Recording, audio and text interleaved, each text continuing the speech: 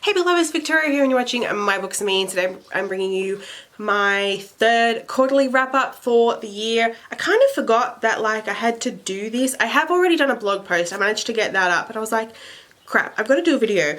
Kind of when you're not doing things, I mean, I suppose it is regular, it's a quarterly thing, but when you're still not doing it like every month or whatever, you kind of forget when you have to do these things. So for the past 2 months, I've read 5 books, which, I mean, is a lot for some people. For me, it's probably not as much as I would have liked. I'm still super far behind on my reading goal, but I kind of don't really care at this point because everything I have been reading has been amazing. I think I would feel so bummed if I not only wasn't reading much and was so far behind my goal, but if I was also reading really terrible stuff that I just wasn't really enjoying.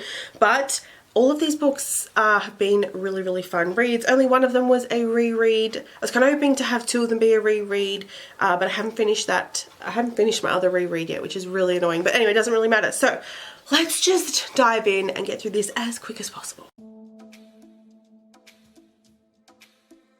So firstly, we have Let's Get Textual by Tegan Hunter, the first book in the texting series. I gave this one 4.5 out of 5 stars. It was my first Tegan Hunter book, and I felt like it was a really good place to start. It's the first book in a companion novel series, and I'm so annoyed at myself.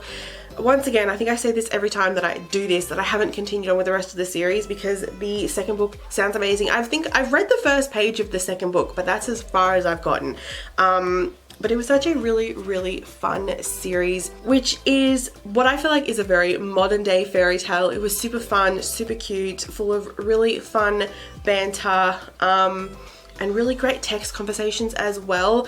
One thing I find that you get in a lot of romance novels is sometimes the text conversation can be like a little bit weird or stilted or just doesn't flow or just doesn't feel authentic. I don't know how to describe it, but just some books I've read just have been a bit when it comes to texting, particularly if they have texting that might last a couple of pages. A good chunk of this book is via texting, and so it was good to be able to easily differentiate between the characters' voices, which I really liked.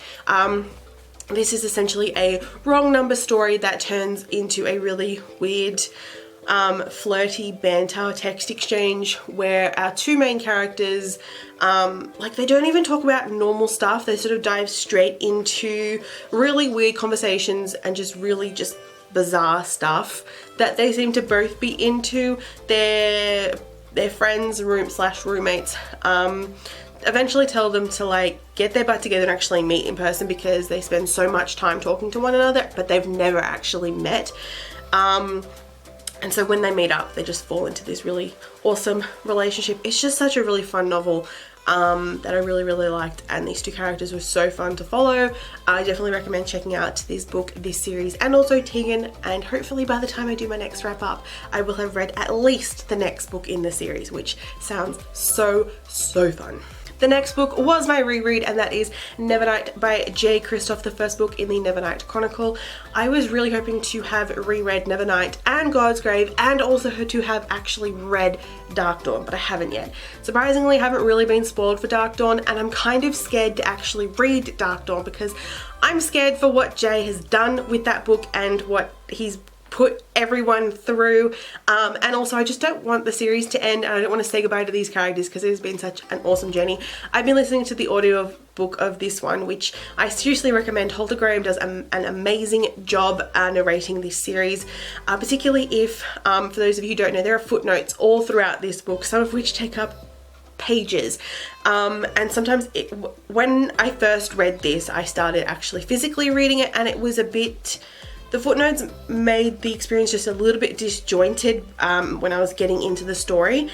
And Jay has said you don't actually have to read the footnotes in order to experience the story. You're not missing out on the story. It's just kind of bonus stuff.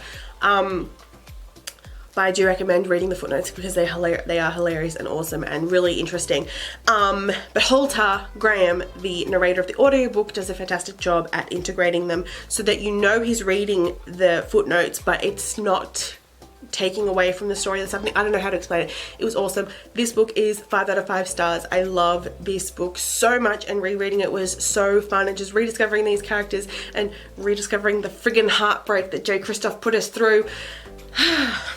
Anyway, I really liked this. I definitely recommend reading this series if you haven't already.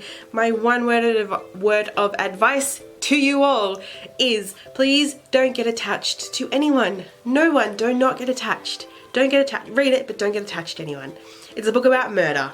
Like, don't get attached. Learn from my mistakes. The final 3 books are all by Emma Hart. The first one is Kiss Me Not, the first book in the Kiss Me trilogy. I gave this one 4 out of 5 stars. This is part of Emma's newest trilogy, which will be wrapping up this month. It is a companion novel series, so you don't actually have to read them in order, but I always find reading companion novel series in order the best way to go about it, because you get to see the beginning of our later on side characters' stories. So you might, be reading the 3rd book and get references to this other, couple or this other character when their story's already sort of been told and established. And anyway, not the point. Read them in order, please. But this was a really, really fun book that centers around a kissing booth and 2 people who have made it known to, friends and family that they don't like each other, but it's really just covering up the fact that they are crushing hard on one another, and obviously being thrown into an environment where they're both running this kissing booth and having to spend hours upon hours at their town's fair that runs for like the course of 4 days kind of thing, listening to each other kissing other people. Like, it's a bit awkward, and it kind of eventually sparks them to be real and true about their feelings for one another, and maybe that they can make things work. And it was really fun and really sweet. And I really, really liked this one, and it just made me remember why I love Emma's books so much, because it had been a while since I had read any of Emma's stuff. So I always like reading, like, it's kind of good to take a break from an author just for like a little bit and then read a book and just be reminded why they are so good and why you like them so much. Then I read The Accidental Girlfriend by Emma Hart. This is a standalone, although we get to see the main character, Lauren, make an appearance in Kiss Me Not. So it's kind of like a prequel to that series. And it was weird because Lauren was sort of, in like half a page, sort of recapping her relationship with the guy that she ends up with. And I was like, this sounds so familiar. Why have I heard this before? It was because I remember this from the synopsis of The Accidental Girlfriend, what it was about.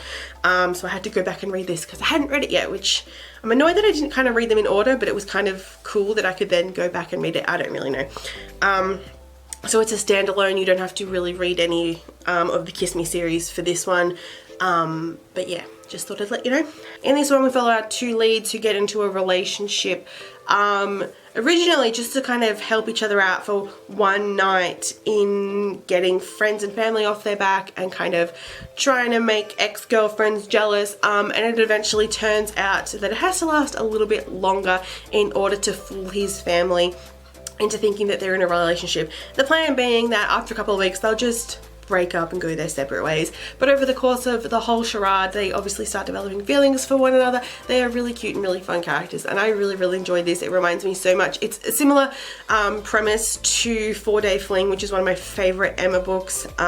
So I really liked it. These 2 characters were really, really fun, and our main lead, Mason. When you read a lot of Emma's books at once, you kind of got to remember which characters are with which and in which book. But our main character, Mason, right? Yes, Mason. He has this really wacky family and they are nuts, and it was amazing and so fun. Speaking of wacky families, we also get some wacky families in Kiss Me Tonight, which is the second book in the Kiss Me trilogy. I gave this one a 4 out of 5 stars. So we got teased about this book in the epilogue of the first one.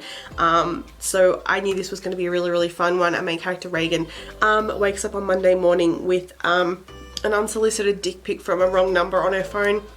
She kind of just replies saying, whoops, wrong number. He's cool about it and apologizes, and that should be the end of that, but they kind of start talking to us a little bit, and by the end of the week they've exchanged names with one another. At the end of the week, Reagan's apartment building then catches on fire, and she's rescued and has to move back in with her parents, but it turns out the firefighter who rescued her is the guy she's been texting, Noah.